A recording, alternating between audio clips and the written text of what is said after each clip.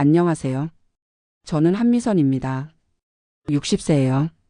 제가 오늘 여러분께 들려드릴 이야기는 아마 여러분이 상상하지도 못했을 끔찍한 진실에 관한 것입니다. 20년 동안 제가 가장 믿고 의지했던 사람이 제 딸을 성폭행하고 있었다는 사실을요. 그것도 그 사람이 바로 제 친오빠였다는 것을요. 저는 평생 조용히 살아왔습니다. 20년 전 남편을 잃고 홀로 딸을 키우며 오빠만큼은 믿고 살았죠. 그런데 8살 손녀가 제게 한 말 한마디가 제 인생을 송두리째 바꿔놓았습니다. 할머니, 할아버지가 이상한 게임 하자고 해요. 비밀이래요. 그 순간 제 온몸에 소름이 돋았습니다. 20년 전 딸 소영이가 갑자기 달라졌던 모습이 스쳐 지나갔죠. 그날 밤 딸을 다그쳐 물었을 때 소영이가 오열하며 털어놓은 진실은 정말 충격적이었어요. 오늘 제가 들려드릴 이야기는 한 어머니가 자신의 딸과 손녀를 지키기 위해 벌인 치밀하고도 냉혹한 복수극입니다. 내 아이를 건드린 자는 가족이라도 용서할 수 없다는 모성의 분노가 만들어낸 완벽한 응징의 기록이죠. 그날 밤부터 시작된 제 복수 계획을 끝까지 들어보세요. 여러분도 저와 같은 마음이 되실 겁니다. 그날 밤이었습니다. 손녀 예린이가 제게 했던 그 말이 계속 머릿속을 맴돌았어요. 할아버지가 이상한 게임 하자고 해요. 비밀이래요. 아이의 표정에는 뭔가 불안한 기색이 서려 있었죠. 맑은 눈동자가 어딘지 모르게 흔들리고 있었습니다. 저는 그날 밤 잠을 이루지 못했어요.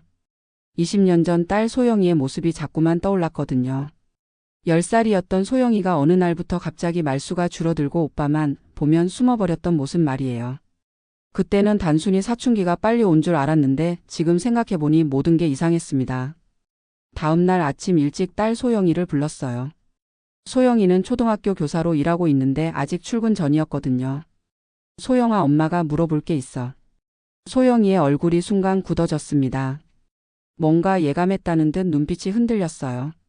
예린이가 그러는데 할아버지가 이상한 게임 하자고 한댄다. 비밀이라면서. 그 순간 소영이의 얼굴이 새하얗게 변했습니다. 두 손이 부들부들 떨리기 시작했어요. 입술이 파르르 떨렸죠. 엄마. 소영이의 목소리가 갈라졌습니다. 소영아, 엄마한테 정직하게 말해봐. 20년 전에 무슨 일 있었던 거지? 소영이가 그 자리에서 주저앉으며 울음을 터뜨렸어요. 20년간 억눌려 왔던 모든 게 한꺼번에 쏟아져 나왔습니다. 엄마. 삼촌이 저한테. 소영이는 말을 잇지 못하고 흐느꼈어요. 뭘 어떻게 했다는 거야? 엄마한테 다 말해봐. 10살 때부터 2년 동안 삼촌이 저를. 소영이의 목소리가 점점 작아졌습니다.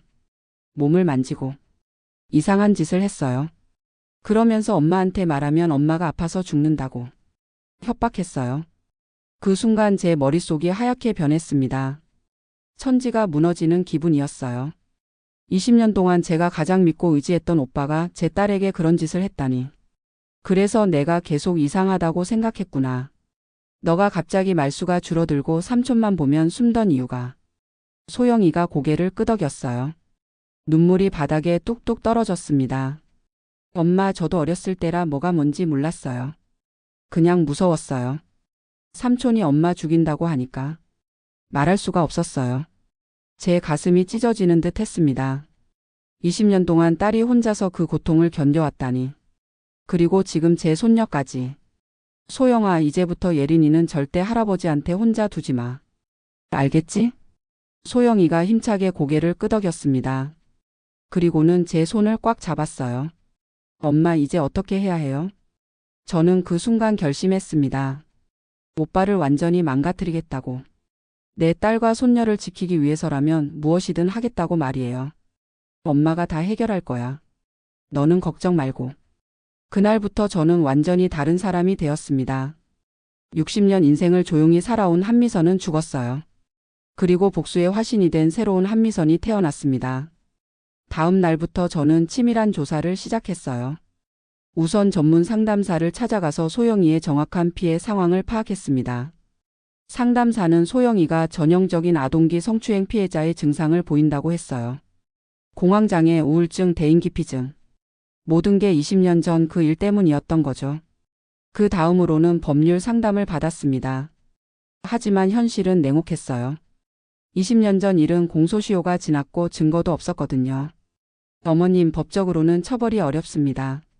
하지만 만약 현재 진행형이라면 변호사의 말에 제 머릿속에 번개가 쳤어요.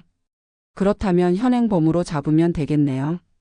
그날 밤 저는 오랫동안 계획을 세웠습니다.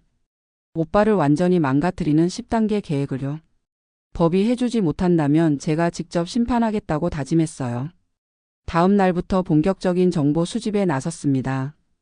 20년 전 간호사로 일할 때 기른 관찰력과 인맥을 총동원했어요. 우선 오빠의 일상 패턴부터 파악했습니다. 오빠가 자주 가는 카페에서 아르바이트하는 대학생이 있었는데 그 아이가 제 친구 딸이었거든요. 그 아이에게 부탁해서 오빠의 동선을 체크하기 시작했어요. 이모, 그 아저씨 정말 매일 같은 시간에 와요. 오전 10시 반에 와서 신문 보고 커피 2잔 마시고 11시 반에 나가요. 그런데 좀 이상한 게 아이가 망설였어요. 뭐가 이상하다는 거야? 아이들이 오면 계속 쳐다봐요. 특히 초등학생들. 눈빛이 좀 그래요. 제 등골이 서늘해졌습니다. 20년이 지나도 오빠는 변하지 않았던 거죠. 오빠가 사는 아파트 관리사무소에서 청소하시는 김 아주머니와도 친해졌어요. 같은 동네에 사니까 어렵지 않았죠. 미철 씨? 아, 그분 참 조용하세요. 그런데 가끔 이상한 분들이 찾아와요. 어떤 분들이요? 젊은 여자분들. 아이들 데리고요. 근데 그 아이들 얼굴이 왜 그렇게 어두워 보이는지 점점 확신이 서더군요. 오빠는 지금도 계속하고 있었던 거예요. 결정적인 증거를 찾기 위해 컴퓨터 전문가를 찾았습니다. 제 친구 아들이 IT 업체를 운영하고 있었거든요. 이모, 이건 불법이에요. 다른 사람 컴퓨터 해킹하는 건. 철수야, 제발. 이모가 이런 부탁 안 하는 거 알지? 정말 급한 일이야. 결국 철수가 도와주기로 했어요. 오빠 집에 수리기사로 가장해서 들어가더니 컴퓨터에 원격 프로그램을 설치했습니다. 그리고 며칠 후 충격적인 사실을 발견했어요. 오빠의 컴퓨터에 아동 성추행 동영상들이 수십 개나 저장되어 있었던 거예요. 그것도 직접 촬영한 것들이었습니다. 이모, 이건 진짜 범죄예요. 당장 신고해야 해요. 하지만 저는 철수를 말렸습니다. 이것만으로는 부족했어요. 오빠를 완전히 망가뜨리려면 더 확실한 증거가 필요했죠. 며칠 더 조사한 결과 더욱 충격적인 사실들을 알게 되었어요. 오빠가 임대하는 아파트 세입자들 중에 한부모 가정이 여럿 있었는데 그 아이들이 모두 오빠를 무서워한다는 거였어요. 직접 그 집들을 찾아갔습니다. 반찬 배달을 핑계로요. 혹시 아이가 미철 씨로부터 이상한 일 당한 적 없어요? 첫 번째 집 엄마가 얼굴이 굳어지더군요. 어떻게 아세요? 우리 민수가 그분만 보면 숨어요. 한 번은 엘리베이터에서 만났는데 아이가 갑자기 울어버렸어요. 두 번째 집, 세 번째 집. 갈 때마다 똑같은 증언이 나왔어요. 오빠는 20년 동안 계속해서 아이들을 괴롭혀왔던 거였습니다. 그날 밤 저는 분노로 잠을 이루지 못했어요. 어떻게 한 인간이 이렇게 악할 수 있을까요? 그것도 제 친오빠가 말이에요. 하지만 분노만으로는 안 되었어요. 냉정하고 치밀해야 했습니다. 오빠를 완전히 무너뜨리기 위해서는 혼자 힘으로는 부족했어요. 동맹이 필요했죠. 피해 아동들의 부모 5명과 비밀 모임을 만들었습니다. 처음에는 다들 경계했어요. 당연한 일이죠. 하지만 제가 소영이의 이야기를 들려주고 오빠의 범죄 증거들을 보여주자 모두 분노했습니다. 우리 아이들을 위해서라면 뭐든지 하겠어요. 이들 중에는 정말 대단한 사람들이 있었어요. 해킹 전문가인 IT 업체 대표, 탐정사무소를 운영하는 전직 경찰, 지역 언론사 기자, 그리고 변호사까지. 각자의 전문성을 복수에 활용하기로 했죠. 첫 번째 만남에서 우리는 정의 실현이라는 공통 목표를 확인했습니다. 한미철이라는 인간을 완전히 망가뜨려야 해요. 더 이상 아이들이 피해를 당하지 않도록. 탐정 출신인 박 사장이 말했어요. 증거 수집은 제가 맡겠습니다. 20년 경험이 있거든요. 기자인 최 기자가 이어서 말했죠. 언론 플레이는 제가 담당할게요. 때가 되면 완전히 사회적으로 매장시켜 드리죠. 변호사인 김 변호사도 각오를 다졌어요. 법적 처리는 제가 맡겠습니다. 현행범으로 잡으면 확실히 감옥에 보낼 수 있어요.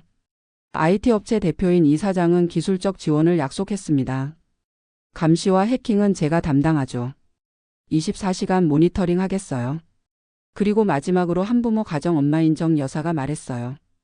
저는 직접 미끼 역할을 하겠어요. 제가 연기를 좀 할 줄 아거든요. 완벽한 팀이 구성되었습니다. 각자 오빠에 대한 분노와 아이들을 지키려는 모성애로 뭉친 최강의 팀이었어요.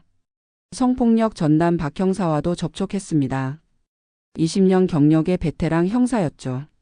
어머니 마음은 충분히 이해합니다.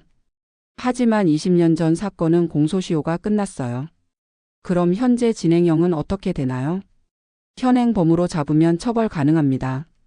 하지만 개인이 나서면 위험해요. 오히려 증거 인멸 당할 수 있거든요.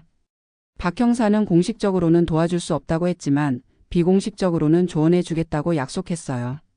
그것만으로도 큰 힘이 되었죠. 또 하나 중요한 동맹을 확보했습니다. 오빠의 전 직장 후배였던 건설업체 사장이었어요.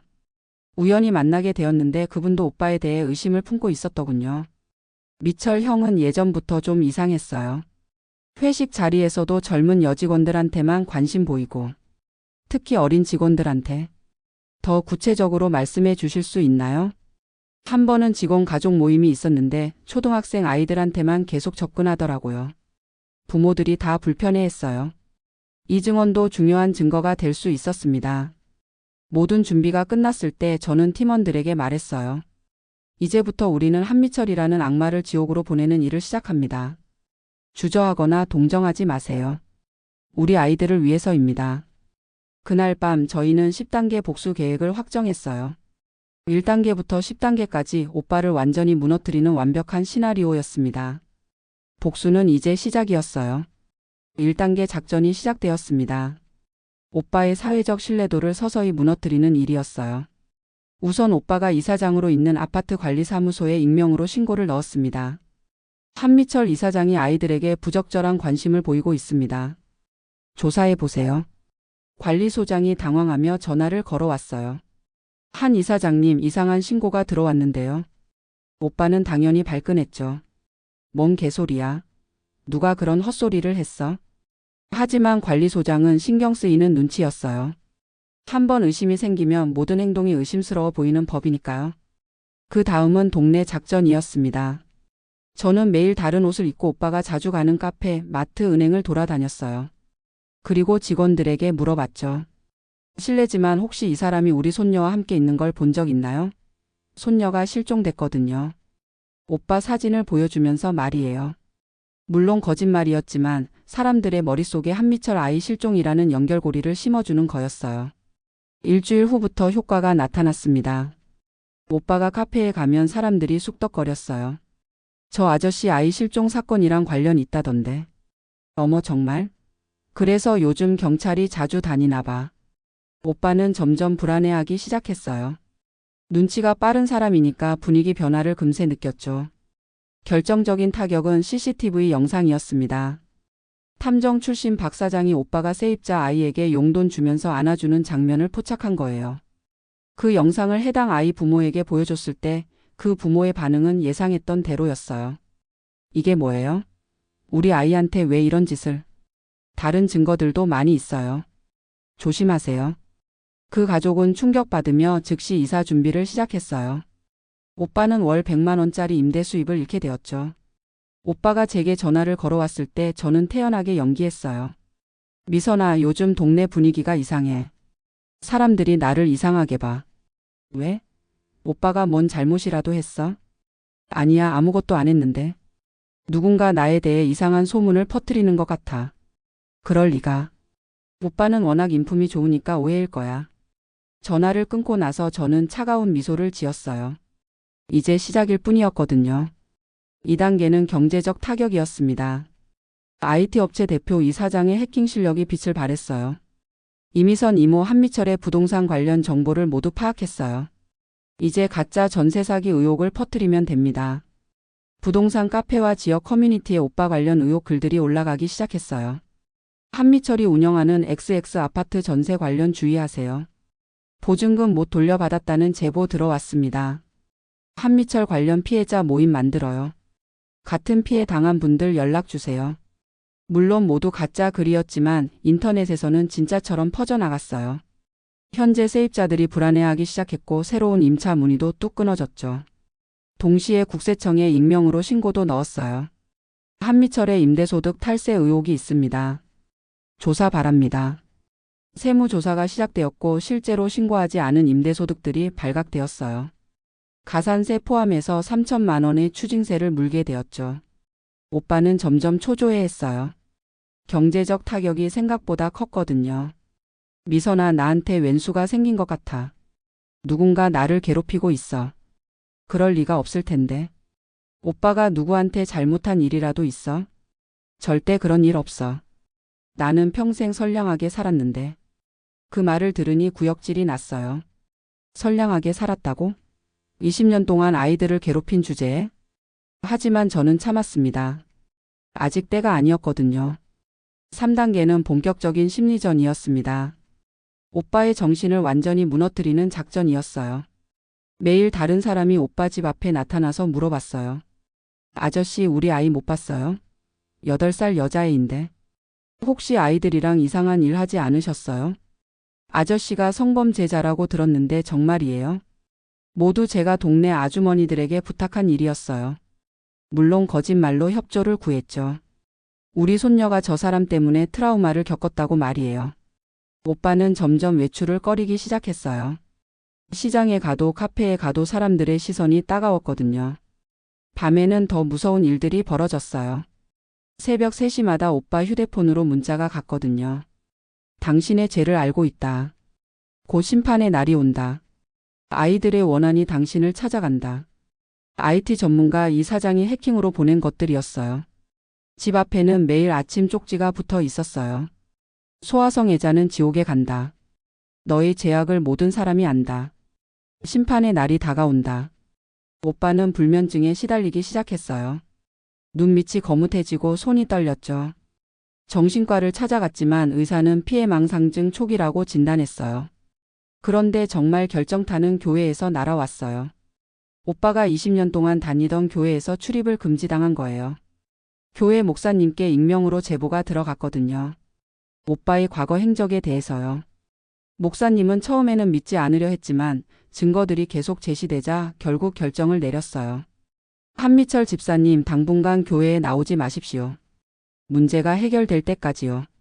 오빠에게는 마지막 안식처였던 교회마저 잃게 된 거죠. 그날 밤 오빠가 제게 전화를 걸어왔어요. 목소리가 완전히 떨리고 있었습니다. 미선아, 나 정말 미치겠어. 온 세상이 나를 괴롭히는 것 같아. 오빠 무슨 일이에요? 교회에서도 나오지 말래. 도대체 내가 뭘 잘못했다는 거야? 오빠의 목소리에서 절망이 묻어났어요. 하지만 저는 전혀 동정하지 않았습니다. 20년 동안 제 딸이 겪었던 고통에 비하면 이건 아무것도 아니었거든요.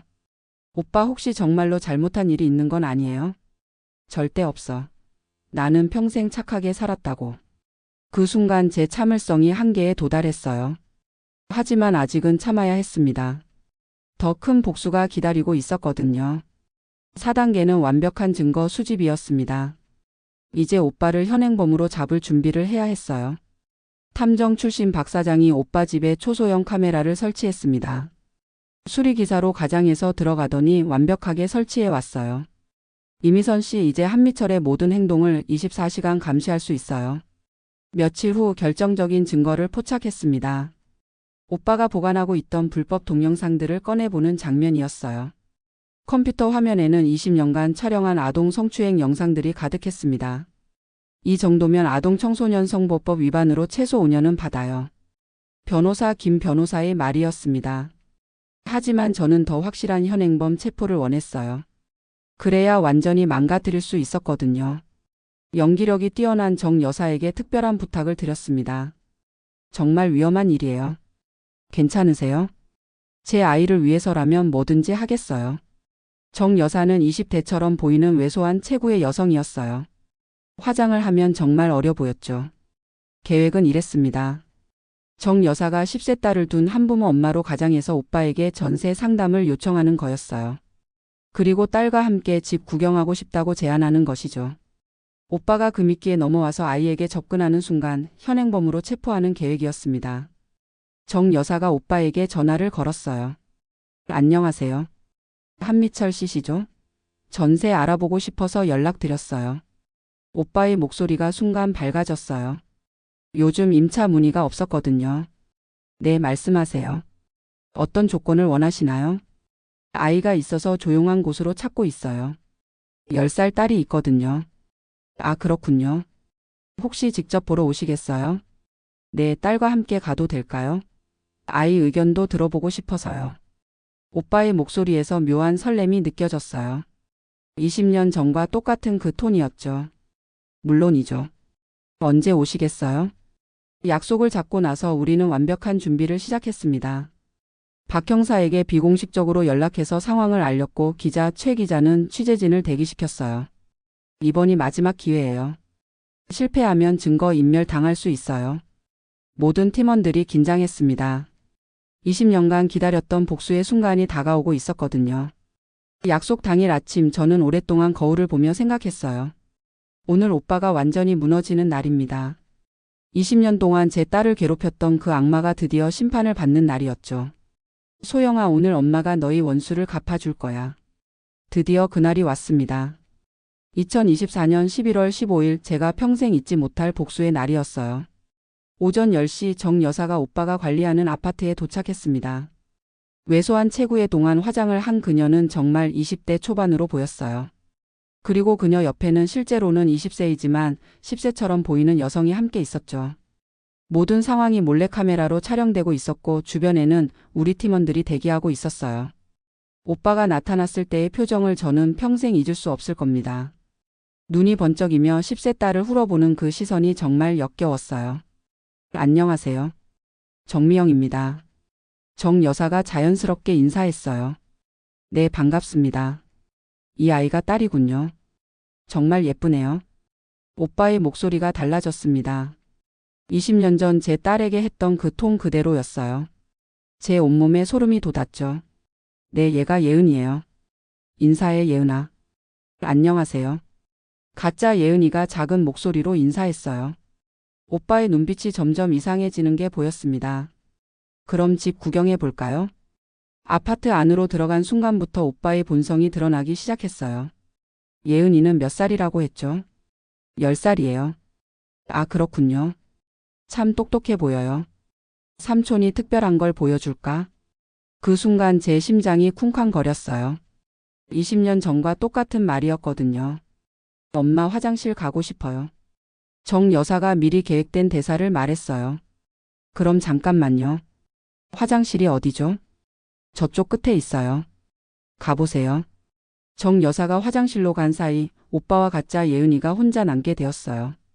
이때부터 모든 상황이 녹화되고 있었습니다.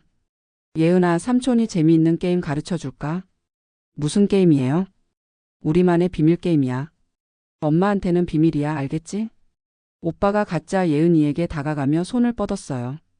바로 그 순간이었습니다. 경찰이다. 꼼짝 마. 문이 벌컥 열리며 박 형사와 동료들이 들이닥쳤어요. 오빠는 완전히 얼어붙었습니다. 뭐야? 이게 무슨 일이야? 한미철 아동청소년성보법 위반 혐의로 긴급 체포한다. 수갑이 채워지는 순간 오빠의 얼굴이 새하얗게 변했어요. 이건 함정이야. 나는 아무것도 안 했어. 하지만 모든 게 녹화되어 있었어요. 오빠가 아이에게 접근하며 했던 말들, 행동들이 모두 증거였죠. 동시에 오빠 집에서는 수색이 시작되었어요. 컴퓨터에서 수십 개의 불법 동영상이 발견되었고 20년간 수집한 아동 성추행 영상들이 모두 압수되었습니다. 최 기자가 현장에 도착해서 모든 상황을 촬영했어요. 체포되는 오빠의 모습이 실시간으로 방송되었죠. 20년간 은밀히 아동을 성추행해온 60대 남성이 현행범으로 체포되었습니다. 뉴스 속에서 오빠의 얼굴이 모자이크 처리되지만 동네 사람들은 모두 알아볼 수 있었어요. 저는 경찰서로 향하는 오빠를 바라보며 차가운 미소를 지었습니다. 20년 동안 기다렸던 이 순간이 드디어 온 거예요. 소영아, 엄마가 약속했지? 너의 원수를 반드시 갚아주겠다고. 재판이 시작되었을 때 법정은 완전히 오빠에게 불리했습니다. 현행범 체포, 불법 촬영물 소지, 그리고 20년간의 성추행 증거들이 모두 제시되었거든요. 피해자들의 진술이 이어졌어요. 제 딸 소영이를 비롯해서 다른 피해 아동들의 부모들이 모두 법정에 나와 증언했습니다. 피고인 한미철은 제 딸이 10살이었을 때부터 2년간 지속적으로 성추행했습니다. 소영이의 진술을 들으며 법정 안이 숙연해졌어요. 20년간 억눌러 왔던 고통이 모두 드러나는 순간이었죠. 그 때문에 제 딸은 지금까지 공황장애와 우울증에 시달리고 있습니다. 다른 피해자 부모들의 진술도 이어졌어요. 우리 아이는 한미철을 보기만 하면 울음을 터뜨렸어요. 아이가 갑자기 말을 안 하게 되었는데 나중에 알고 보니 오빠는 법정에서 계속 부인했어요. 저는 아무것도 안 했습니다. 이건 모함이에요. 하지만 증거는 명확했습니다. 컴퓨터에서 발견된 수십 개의 불법 동영상, 현행범 체포 당시의 녹화 영상, 그리고 여러 증인들의 일치하는 증언들이요. 검사가 구형했을 때 저는 속이 시원했어요. 피고인 한미철에게 징역 12년을 구형합니다. 판결이 내려졌을 때도 마찬가지였어요. 피고인 한미철 아동청소년성보호법 위반 등의 혐의로 징역 12년에 처한다. 오빠가 법정에서 무너지는 모습을 보며 저는 이제야 숨을 쉴 수 있을 것 같았어요. 20년간 가슴에 맺혔던 한이 조금씩 풀리는 기분이었죠. 하지만 진짜 지옥은 이제부터였어요. 오빠가 수감된 교도소에서 저는 정보통에게 중요한 정보를 흘렸습니다. 한미철은 소아성애자예요. 20년간 아이들을 성추행했죠. 교도소에서 아동 성범죄자는 가장 경멸받는 존재입니다. 다른 죄수들도 자신의 아이를 둔 아버지들이 많거든요. 며칠 후부터 오빠에게 지옥이 시작되었어요. 밥에는 침과 이물질이 들어있었고 화장실에서는 매일 집단 폭행이 벌어졌죠. 교도관들도 내심 혐오하며 보호해주지 않았어요. 도와주세요. 저를 죽이려고 해요. 오빠가 아무리 도움을 요청해도 아무도 들어주지 않았습니다. 한 달 후 오빠의 면회를 갔을 때 저는 충격을 받았어요. 완전히 다른 사람이 되어 있었거든요. 얼굴은 멍투성이었고 체중도 10kg 이상 빠져 있었어요. 미선아, 제발 도와줘. 여기서 나갈 수 있게 해줘. 오빠, 여기가 오빠가 있을 곳이에요. 미선아, 정말 미안해. 내가 정말 잘못했어. 하지만 저는 전혀 동정하지 않았습니다. 20년 늦었어요, 오빠. 사회에서는 오빠의 재산 정리가 진행되고 있었어요. 15억 원의 재산이 모두 피해 보상금과 세금, 변호사 비용으로 사라졌죠. 출소 후 갈 곳도 없게 된 거예요. 6개월 후 오빠가 교도소에서 자해를 시도했다는 소식을 들었어요. 한미철 수용자가 목을 매려고 했습니다. 하지만 저는 오히려 화가 났어요. 쉽게 죽으면 안 돼요. 더 오래 고통받아야 해요. 교도소 측에 오빠를 특별 보호하라고 요청했습니다. 자살하지 못하게 감시하라고요. 더 오래 지옥을 맛봐야 했거든요. 1년이 지났을 때 저와 제 가족은 완전히 새로운 삶을 시작하고 있었어요. 딸 소영이는 전문적인 심리치료를 받으며 20년간의 트라우마를 극복해 나가고 있었습니다. 처음에는 힘들어했지만 오빠가 처벌받은 것을 보고 나서 마음의 짐을 많이 덜어낸 것 같았어요. 엄마, 이제 악몽을 안 꿔요. 정말 고마워요. 손녀 예린이는 더 이상 무서운 할아버지 걱정 없이 행복하게 자라고 있었어요. 밝은 웃음을 되찾은 아이를 보니 제 마음도 한결 가벼워졌죠. 저는 성폭력 피해자 지원 단체 희망의 빛을 설립했어요. 제가 겪었던 일을 바탕으로 같은 아픔을 겪은 가족들을 돕기 시작한 거죠. 이미선 대표님, 정말 고맙습니다. 혼자였다면 포기했을 거예요. 상담을 받으러 온 한 어머니가 눈물을 흘리며 말했어요. 그 순간 제가 왜 이 일을 해야 하는지 확실히 알았습니다. 내가 겪은 지옥을 다른 아이들은 겪지 않았으면 좋겠어요. 매주 상담센터에서 피해자 가족들을 만나며 저는 제 경험을 나누었어요. 어떻게 증거를 수집해야 하는지, 법적 대응은 어떻게 해야 하는지, 그리고 무엇보다 포기하지 말라는 격려를요. 복수 작전에 함께했던 팀원들도 각자의 자리에서 계속 활동하고 있었어요. 박 탐정은 성범죄 전문 탐정으로, 최 기자는 성폭력 관련 탐사 보도를 전담하게 되었고, 김 변호사는 피해자 전담 변호사로 활동했어요. 우리가 한 일이 정말 의미 있었던 것 같아요. 정기 모임에서 김 변호사가 말했어요. 한미철 같은 악마들이 더 이상 활개치지 못하게 해야죠. 한편 교도소의 오빠 소식은 계속 들려왔어요. 2년 차에 접어들면서 오빠는 심각한 우울증에 빠졌다고 했어요. 하루 종일 벽만 바라보며 앉아 있다는 거였죠. 3년 차에는 강경화 진단을 받았어요. 평생 술도 안 마셨는데 스트레스와 폭행 후유증으로 생긴 병이었어요. 한미철 수용자가 위독합니다. 가족 면회가 필요할 것 같은데요. 교도소에서 연락이 왔을 때 저는 한참을 고민했어요. 그래도 한때는 제가 의지했던 오빠였으니까요. 결국 저는 병원으로 면회를 갔어요. 중환자실에 누워있는 오빠를 보는 순간 복잡한 감정이 들었어요. 완전히 늙어버린 오빠의 모습이 초라했거든요. 한때는 건장했던 체구가 앙상해졌고 머리는 완전히 하얗게 새어 있었어요. 미선아. 오빠가 가느다란 목소리로 저를 불렀어요. 왔구나. 응, 왔어. 미선아. 정말 미안하다. 정말 잘못했어. 오빠의 눈에서 눈물이 흘러내렸어요. 진심 어린 참회의 눈물 같았어요. 내가 얼마나 큰 죄를 지었는지. 이제야 알겠어. 너무 늦었어, 오빠. 알아. 하지만 그래도 말하고 싶었어. 소영이한테. 그리고 다른 아이들한테. 정말 미안하다고. 저는 오빠를 차갑게 바라보았어요. 그 말 소영이한테 직접 하세요. 그리고 다른 피해자들한테도. 그럴 자격이 있을까? 없어요. 하지만 그래도 해야 할 일이에요. 며칠 후 오빠는 정말로 피해자들에게 편지를 썼어요. 진심 어린 사과와 참회의 편지를요. 소영이가 그 편지를 읽고 나서 저에게 말했어요. 엄마, 이제 정말 끝난 것 같아요. 마음이 편해요. 그렇게 4년이 지났습니다. 오빠는 강경화로 교도소 병원에서 생을 마감했어요. 임종을 지키는 사람은 저뿐이었죠. 미선아. 고마워. 오빠의 마지막 말이었어요. 장례식은 조용히 치렀어요. 찾아오는 사람도 없었고 저와 소영이 그리고 예린이만 있을 뿐이었죠. 지금은 5년이 지났습니다. 저는 여전히 성폭력 피해자 지원 단체를 운영하고 있어요. 더 많은 가족들이 도움을 받을 수 있도록 센터도 확장했죠. 소영이는 완전히 회복되어 다시 밝은 모습을 되찾았어요. 아이들을 가르치는 일에서도 더 큰 보람을 느끼고 있다고 해요. 특히 상처받은 아이들을 돌보는데 남다른 애정을 보이죠. 예린이는 이제 13살이 되었어요. 건강하고 밝게 자라고 있어요. 그 아이는 자신이 얼마나 위험한 상황에 있었는지 아직 정확히 모르죠. 나중에 커서 알게 되겠지만 그때는 이해할 수 있을 거예요. 가끔 사람들이 제게 물어봐요. 후회하지 않으세요? 그래도 친오빠였는데. 그럴 때마다 저는 단호하게 대답해요. 전혀 후회하지 않아요. 내 아이를 지키는 것은 어머니의 의무니까요. 제가 오늘 여러분께 들려드린 이야기는 단순한 복수담이 아닙니다. 한 어머니가 자신의 아이들을 지키기 위해 벌인 정의 실현의 기록이에요.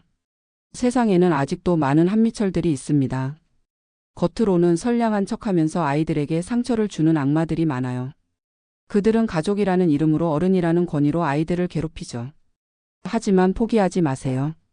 내 아이를 지키는 것은 부모의 가장 중요한 의무입니다.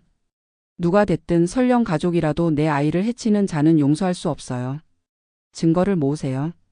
동맹을 만드세요. 그리고 절대 포기하지 마세요. 정의는 늦더라도 반드시 실현됩니다.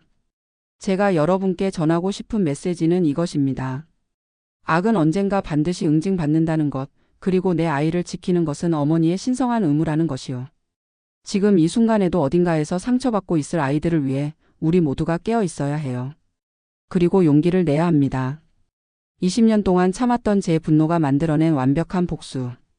그것이 바로 모성애의 힘이었어요. 마지막으로 제 딸 소영이에게 하고 싶은 말이 있어요. 소영아, 엄마가 약속했지? 너를 아프게 한 사람은 반드시 벌을 받게 하겠다고. 엄마가 약속을 지켰어. 이제 우리는 정말 자유야. 그리고 손녀 예린이에게도 말하고 싶어요. 예린아, 할머니가 너를 지켜줄게. 더 이상 무서워하지 마. 나쁜 사람들은 모두 벌을 받았으니까. 여러분도 기억하세요. 내 아이를 건드린 자는 누구든 용서할 수 없다는 것을. 그것이 바로 어머니의 마음입니다. 긴 이야기 들어주셔서 고맙습니다. 여러분의 소중한 아이들이 더 이상 상처받지 않기를 진심으로 바라요.